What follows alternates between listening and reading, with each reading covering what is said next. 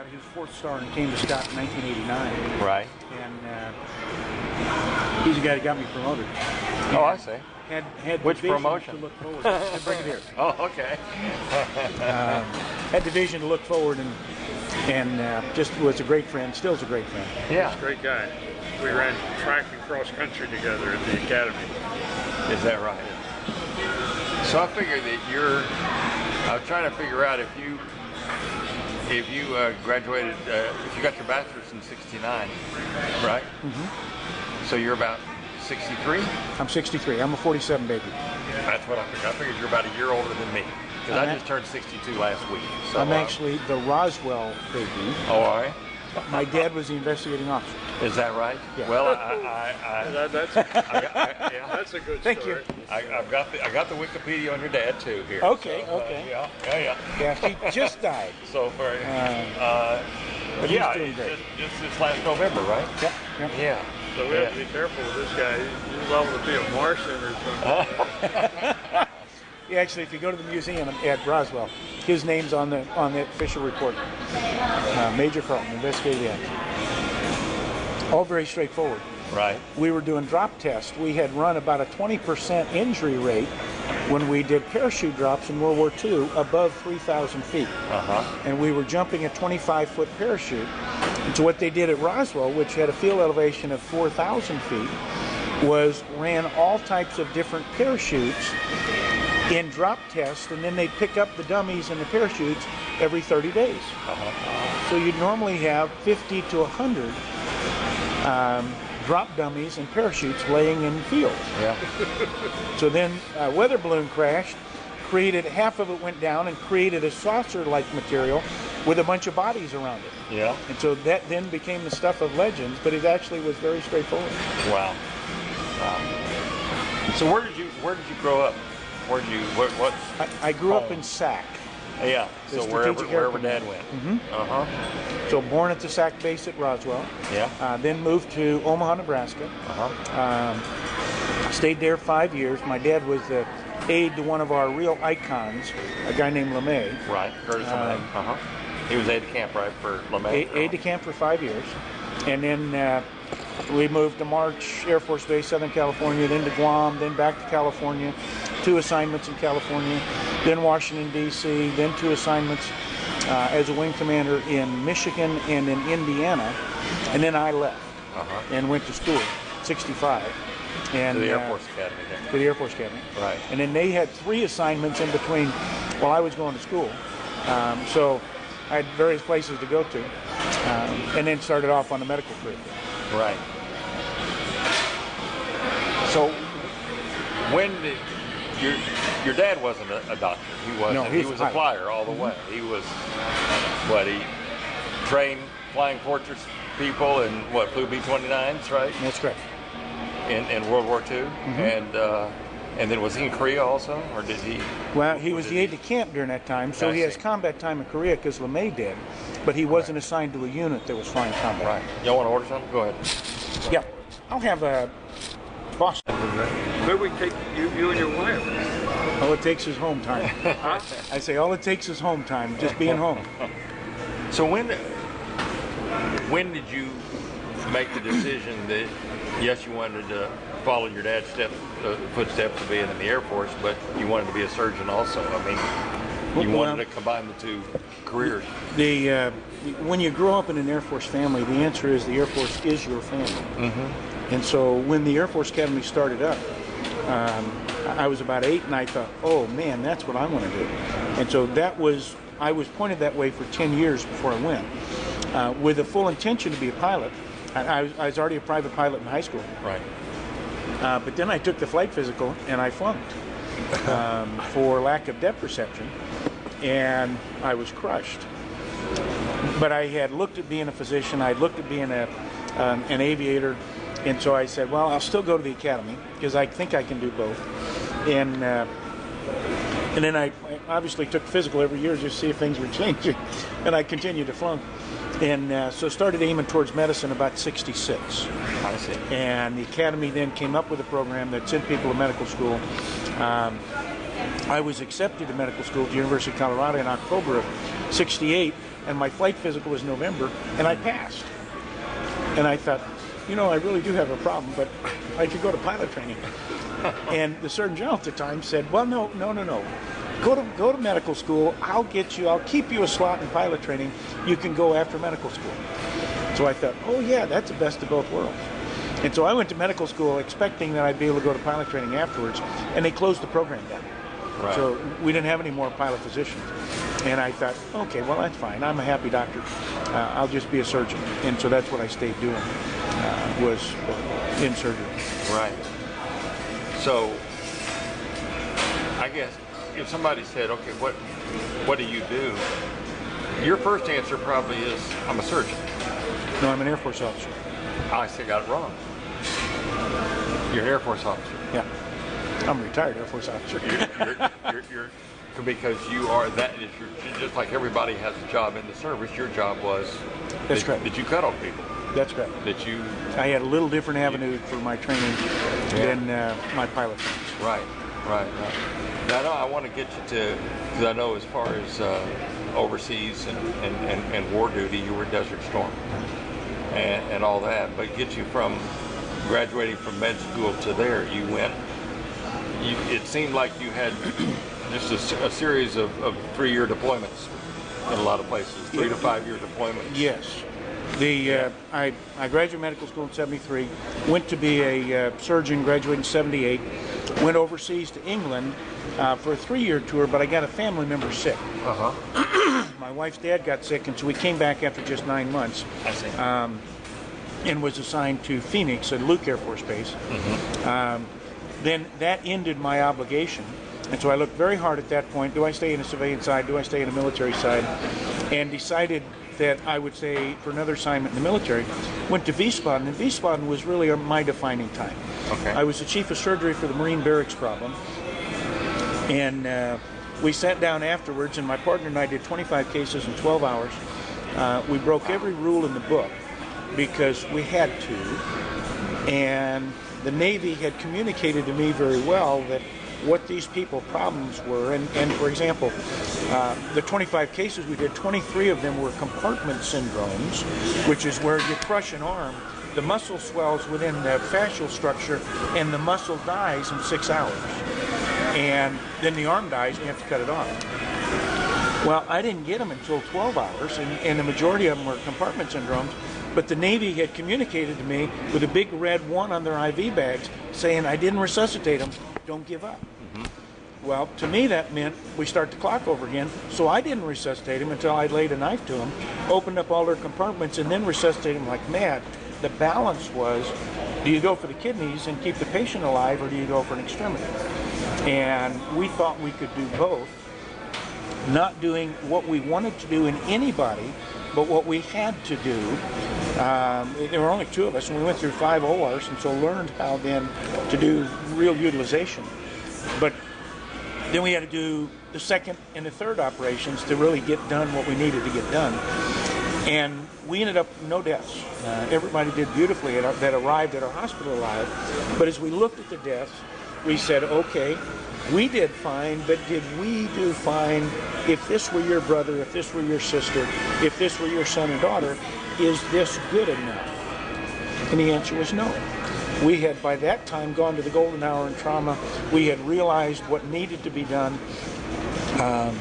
and was too hard to be done in the military. And so we laid out a war plan as lieutenant colonels and basically got told, we want your opinion, we'll promote you, thank you very much. And so that war plan took 20 years to implement, but that is the war plan that then drove the best survival in the history of war for this conflict. We laid out 5 major areas in 1983.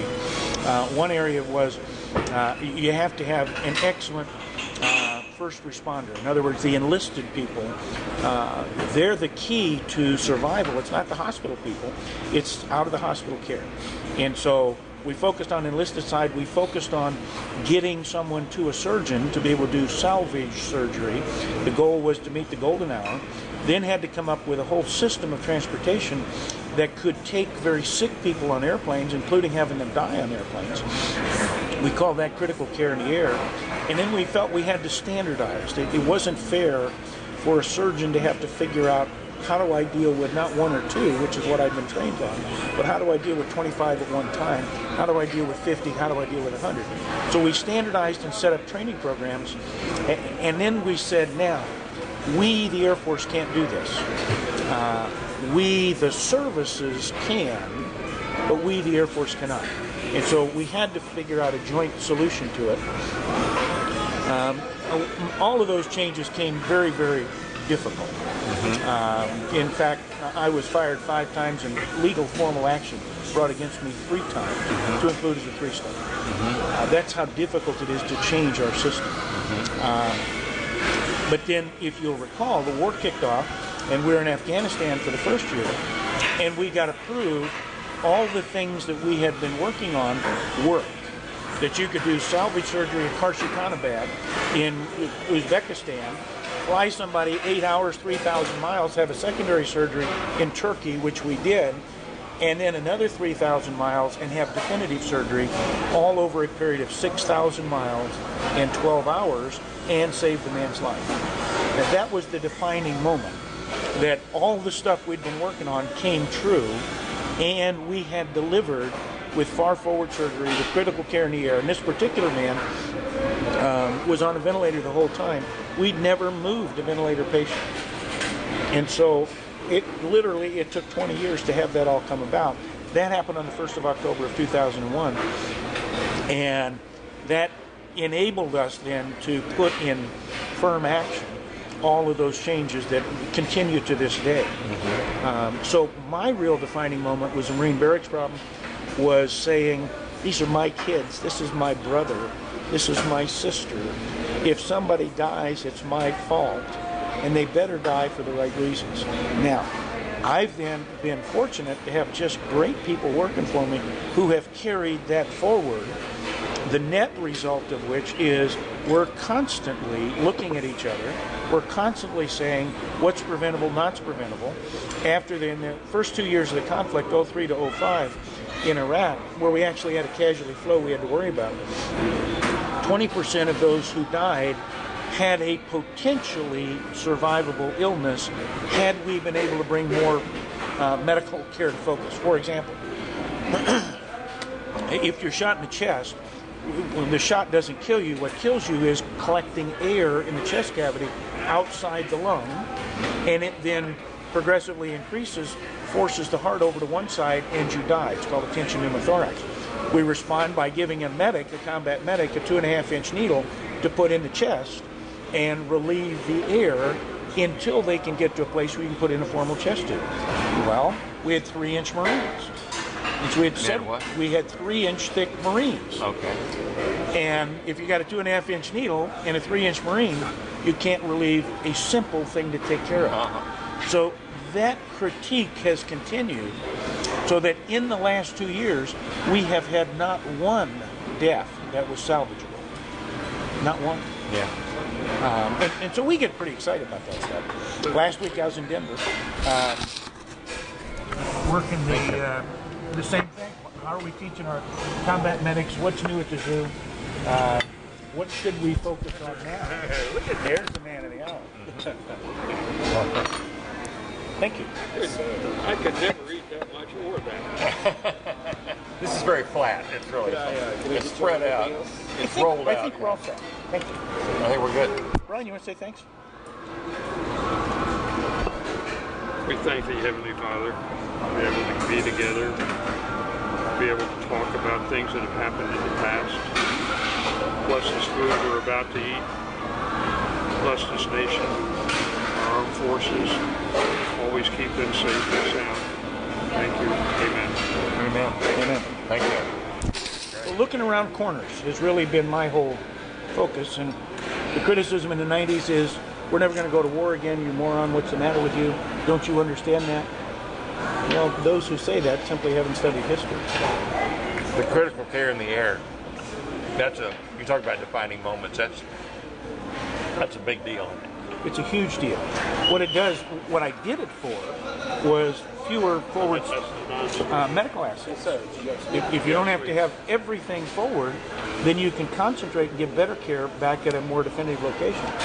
What I hadn't planned on, but probably is even more important than that, is the family is then there for the event.